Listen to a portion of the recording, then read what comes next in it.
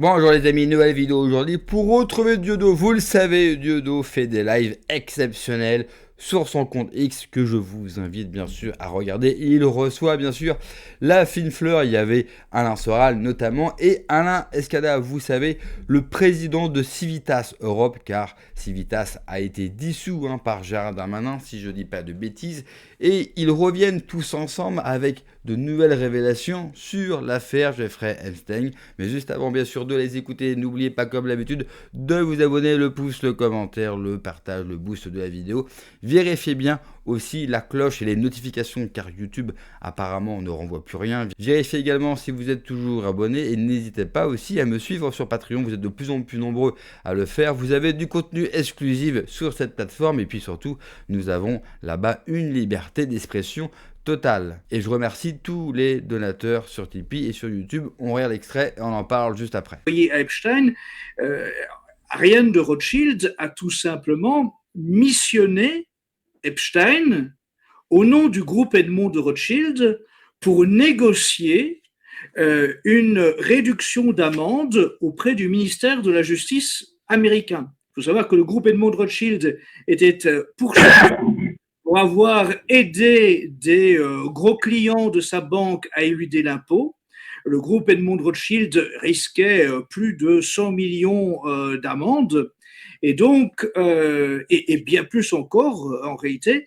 Et donc Ariane de Rothschild a tout simplement missionné Epstein pour s'occuper du dossier, très officiellement. C'est lui qui était l'interlocuteur du ministère de la Justice aux États-Unis et qui a choisi, lui, à ce moment-là, une avocate, pas n'importe laquelle, Cathy Ruemmler.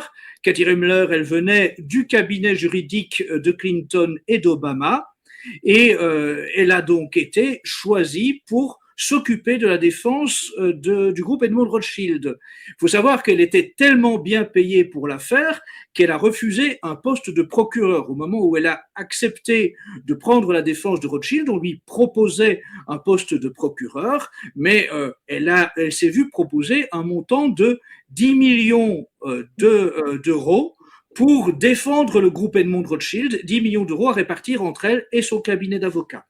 Et donc, à partir de ce moment-là, en fait, elle a pris la défense du groupe Edmond Rothschild et ils ont obtenu effectivement une amende qui a été considérée comme acceptable par le groupe Edmond Rothschild. Et c'est cette accointance entre Cathy Ruemmler et Epstein pour la défense du groupe Edmond Rothschild qui a nécessité qu'elle donne sa démission le 13 février de la banque Goldman Sachs. Mais en fait, Ariane de Rothschild, elle est en permanence liée à Epstein et dans de nombreux domaines. Par exemple, Epstein avait voulu qu'Ariane de Rothschild fasse des affaires avec Ehud Barak. Et Ehud Barak, ancien premier ministre israélien, a vraiment multiplié les associations d'affaires avec Epstein. Et à un moment, donc, ils sont en train d'envisager une collaboration, notamment dans le cadre d'un financement d'une société d'armement israélien. Et Ariane de Rothschild trouve que les négociations avec Ehud Barak n'avancent pas comme elle attend, et elle écrit à Epstein, si Ehud veut gagner beaucoup d'argent, il doit établir une relation avec moi, nous avons besoin de temps pour vraiment nous comprendre. Donc voilà, elle place bien la chose, c'est si l'ancien Premier ministre israélien veut gagner beaucoup d'argent, il faut travailler avec les Rothschild. Il n'y a pas moyen d'y échapper. Et en fait, tout va sans cesse dans ce dossier ramener au Rothschild. Tout récemment, là, il y a quelques jours, le groupe Engie s'est séparé de Fabrice Edan. Fabrice Edan, c'est un citoyen franco-israélien, un diplomate français. Fabrice Edan, en fait, ils ont dû s'en séparer pour un dossier assez long, lié notamment à de la consommation de pédopornographie et à ses relations avec Epstein. Mais Fabrice Edan, de nouveau, qu'est-ce qu'on constate? C'est que entre ses activités de diplomate, il a fait un va-et-vient entre le privé et le public, et il s'est retrouvé à un moment lobbyiste international pour le groupe Edmond Rothschild. Il faut quand même rappeler que donc Fabrice Edan, En 2013, il est diplomate français à l'ONU et le service de sécurité de l'ONU fournit un dossier au secrétaire général de l'ONU pour signaler que Fabrice Eden est un gros consommateur de sites pédopornographiques à partir des ordinateurs de l'ONU. À ce moment-là, l'ONU signale l'affaire aux affaires étrangères en France, pas de réaction. Le FBI est saisi de l'affaire, il s'adresse à son tour au ministère des Affaires étrangères, et à ce moment-là, la seule réaction, c'est de rapatrier Fabrice Eden en France, de lui dire tu donnes ta démission à l'ONU, tu reviens dans le corps diplomatique à Paris. Et donc là, il va faire de nouveau un va-et-vient entre le privé et le public, sans jamais aucune sanction vis-à-vis donc de sa consommation vraiment importante de pédopornographie, jusqu'à ce qu'en 2020, la DGSI écrit, elle, au ministère des Affaires étrangères, en soulignant que Fabrice Eden est à ce point très attiré par les très jeunes adolescents qu'il crée une vulnérabilité pour les affaires étrangères en matière de chantage. Et il faut pourtant encore attendre 2026 avant que commence tout simplement une procédure au sein des affaires étrangères pour se détacher de Fabrice Eden. Mais donc de 2013 à 2026, pendant 13 ans, ce type a vécu dans la totale impunité malgré des dénonciations et du FBI et de la DGSI.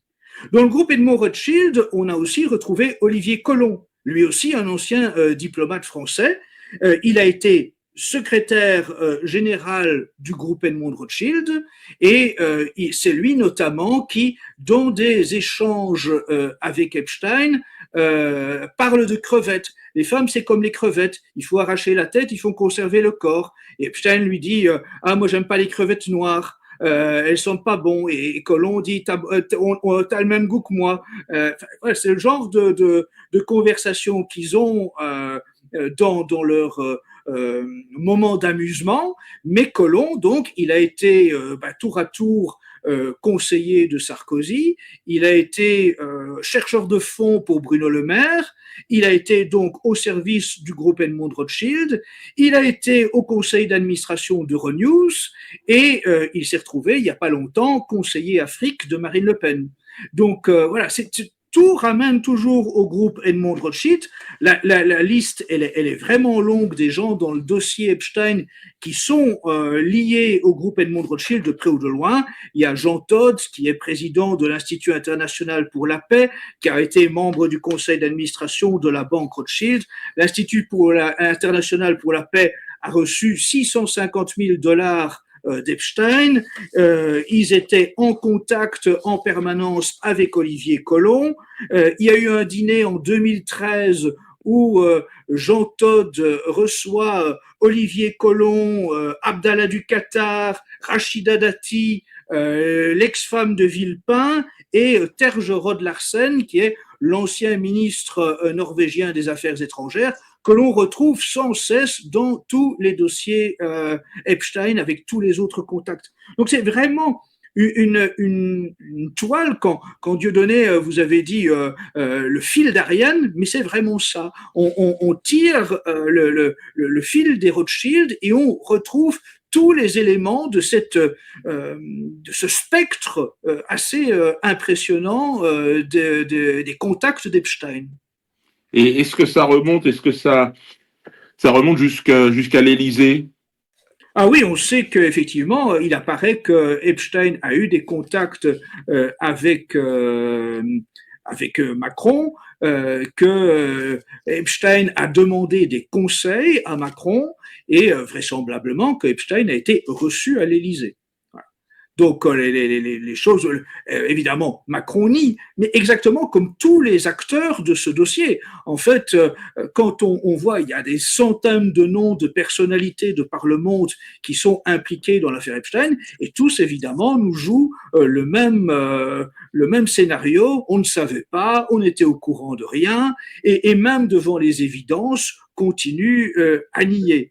Il faut encore rappeler que il y a quelques jours, Richard Kahn, le comptable d'Epstein, a été auditionné par des parlementaires américains, tant républicains que démocrates, et qu'ils l'ont questionné sur les personnalités qui ont financé, qui ont enrichi Epstein. Et donc, il y a Leslie Wexner qui fait partie du méga groupe. C'est le groupe des milliardaires ultrasionistes qui notamment finance également des services secrets israéliens, des sous-groupes du Mossad.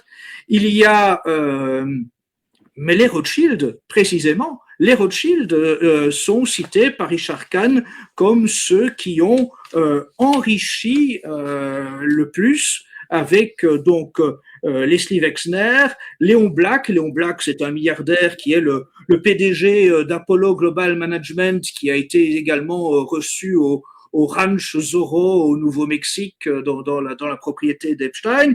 Il y a Steven Sinofsky qui lui est l'ancien président du département Microsoft Windows.